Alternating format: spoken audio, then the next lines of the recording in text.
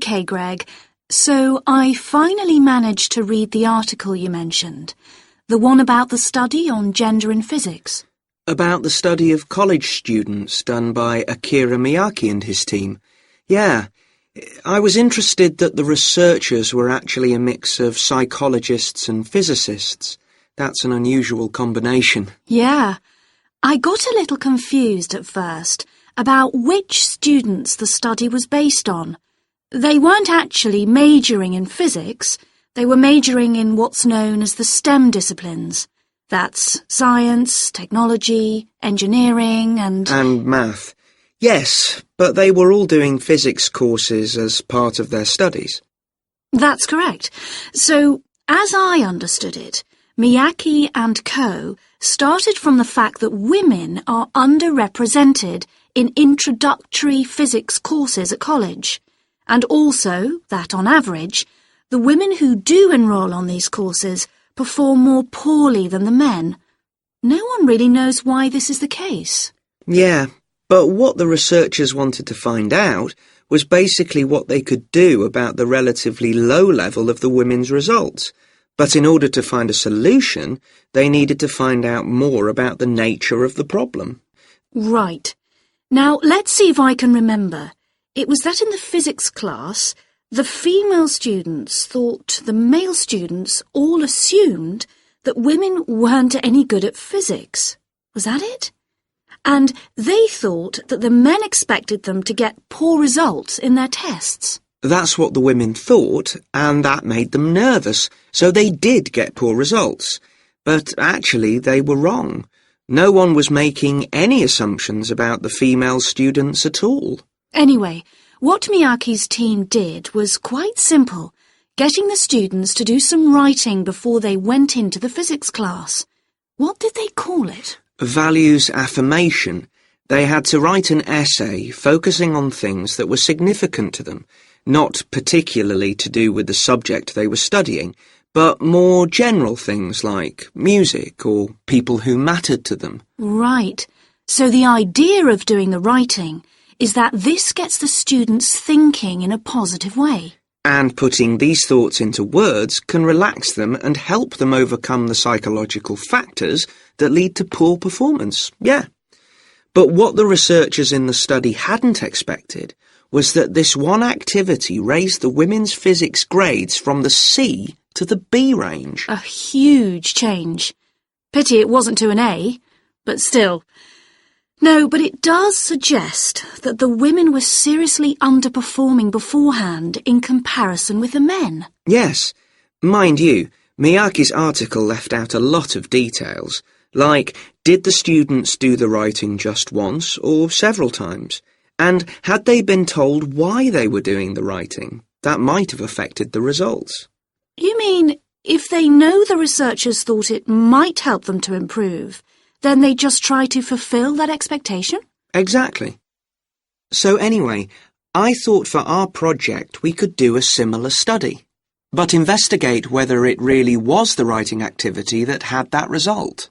OK, so we could ask them to do a writing task about something completely different, something more factual, like a general knowledge topic. Maybe. Or we could have half the students doing a writing task and half doing something else, like an oral task. Or even half do the same writing task as in the original research and half do a factual writing task. Then we'd see if it really is the topic that made the difference or something else. That's it. Good. So, at our meeting with the supervisor on Monday, we can tell him we've decided on our project. We should have our aims ready by then. I suppose we need to read the original study. The article's just a summary. And there was another article I read by Smolinski. It was about her research on how women and men perform in mixed teams in class, compared with single-sex teams and on their own. Let me guess. The women were better at teamwork. That's what I expected. But actually, the men and the women got the same results, whether they were working in teams or on their own. But I guess it's not that relevant to us.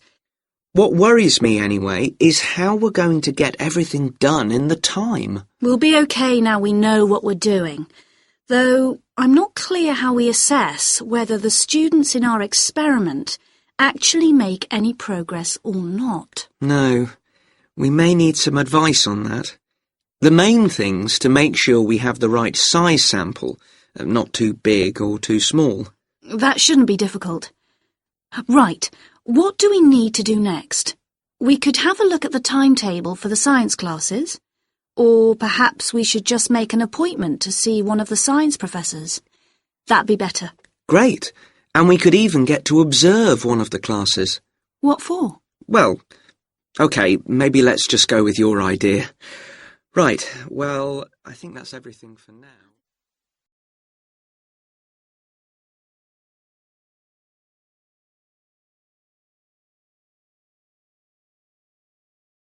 I've been looking at ocean biodiversity. That's the diversity of species that live in the world's oceans.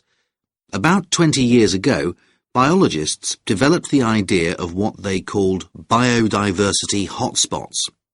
These are the areas which have the greatest mixture of species. So, one example is Madagascar. These hotspots are significant because they allow us to locate key areas for focusing efforts at conservation. Biologists can identify hotspots on land fairly easily, but until recently, very little was known about species distribution and diversity in the oceans, and no one even knew if hotspots existed there. Then a Canadian biologist called Boris Worm did some research in 2005 on data on ocean species that he got from the fishing industry. Worm located 5 hotspots for large ocean predators, like sharks, and looked at what they had in common. The main thing he'd expected to find was that they had very high concentrations of food, but to his surprise, that was only true for 4 of the hotspots. The remaining hotspot was quite badly off in that regard. But what he did find was that in all cases, the water at the surface of the ocean had relatively high temperatures, even when it was cool at greater depths. So, this seemed to be a factor in supporting a diverse range of these large predators. However, this wasn't enough on its own, because he also found that the water needed to have enough oxygen in it. So these 2 factors seemed necessary to support the high metabolic rate of these large fish. A couple of years later, in 2007, a researcher called Lisa Balance, who was working in California, also started looking for ocean hotspots, but not for fish. What she was interested in was marine mammals, things like seals. And she found 3 places in the oceans which were hotspots, and what these had in common was that these hotspots were all located at boundaries between ocean currents. And this seems to be the sort of place that has lots of the plankton that some of these species feed on. So now people who want to protect the species that are endangered need to get as much information as possible. For example, there's an international project called the Census of Marine Life. They've been surveying oceans all over the world, including the Arctic. One thing they found there, which stunned other researchers, was that there were large numbers of species which live below the ice, sometimes under a layer up to 20 meters thick. Some of these species had never been seen before. They've even found species of octopus living in these conditions. And other scientists working on the same project but researching very different habitats on the ocean floor have found large numbers of species congregating around volcanoes, attracted to them by the warmth and nutrients there. However, biologists still don't know how serious the threat to their survival is for each individual species. So a body called the Global Marine Species Assessment is now creating a list of endangered species on land, so they consider things like the size of the population, how many members of one species there are in a particular place, and then they look at their distribution in geographical terms. although this is quite difficult when you're looking at fish because they're so mobile. And then thirdly, they calculate the rate at which the decline of the species is happening. So far, only 1,500 species have been assessed, but they want to increase this figure to 20,000. For each one they assess, they use the data they collect on that species to produce a map showing its distribution. Ultimately, they will be able to use these to figure out not only where most species are located, but also where they are most threatened. So, finally, what can be done to retain the diversity of species in the world's oceans? Firstly, we need to set up more reserves in our oceans, places where marine species are protected. We have some, but not enough. In addition, to preserve species such as leatherback turtles, which live out in the high seas but have their nesting sites on the American coast, we need to create corridors for migration, so they can get from one area to another safely. As well as this, action needs to be taken to lower the levels of fishing quotas to prevent overfishing of endangered species. And finally, there's the problem of bycatch.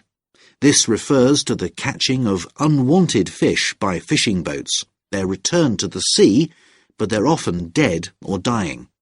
If these commercial fishing boats used equipment which was more selective so that only the fish wanted for consumption were caught, this problem could be overcome.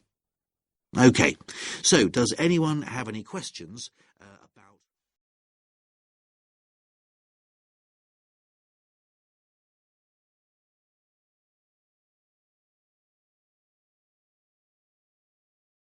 Good morning, Youth Council. Caroline speaking. Oh, hello. I'm interested in standing for election to the Youth Council, and I was told to give you a call. That's good. Could I have your name, please? Yes, it's Roger Brown. Thank you. I'm Caroline, the Youth Council Administrator. So, do you know much about what the council does, Roger? I've talked to Stephanie. I think she's the chair of the council. That's right. And she told me a lot about it. How it's a way for young people to discuss local issues, for example, and make suggestions to the town council. That's what made me interested. Fine. Well, let me take down some of your details. First of all, how old are you? You know the council is for young people aged from 13 to 18. I've just turned 18. And where do you live, Roger? Well, that's a bit complicated. At the moment, I'm looking for a flat to rent here, so I'm in a hostel from Monday to Friday. I go back to my parents' place at the weekend. OK, so where's the best place to send you some information about the council? Oh, to my parents' address, please. That's 17 Buckley Street, Buckleigh Street, Stamford, Lincolnshire. Though you don't really need the county.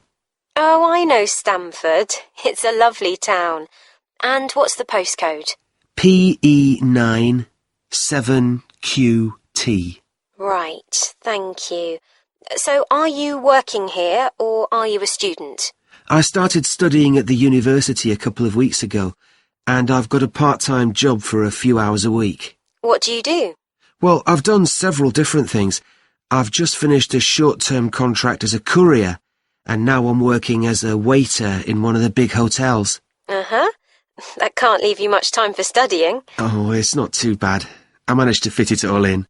What are you studying? My ambition is to go into Parliament eventually, so my major subject is politics. That's partly why I think the Youth Council is important, and want to be a part of it. And I suppose you're also taking a minor subject, aren't you? I know a lot of people study economics too. I chose history. To be honest, I'm not finding it as interesting as I expected. OK, so with your studying and your part-time job, do you have time for any other interests or hobbies? Well, I spend quite a lot of time cycling, both around town to get to university and to work, and also long distance, from here to London, for instance. That's pretty impressive. Anything else? For relaxation, I'm also keen on the cinema. I used to go at least once a week, but I can't manage to go so often now. Right. Are you sure you'll have enough time for the Youth Council? Yes, I've worked out that I can afford to reduce my hours at work, and that will make the time. So is there any particular aspect of the Youth Council's work that appeals to you, Roger? Well, my sister is blind, so I'm particularly interested in working with disabled young people to try and improve the quality of their lives. That's great. Well, the best way to get involved is to be nominated by some people who you know. Right. Can you tell me how to set about organising that? You should talk to Jeffrey, our elections officer. I can arrange a meeting in the council office with him, if you like. Yes, please.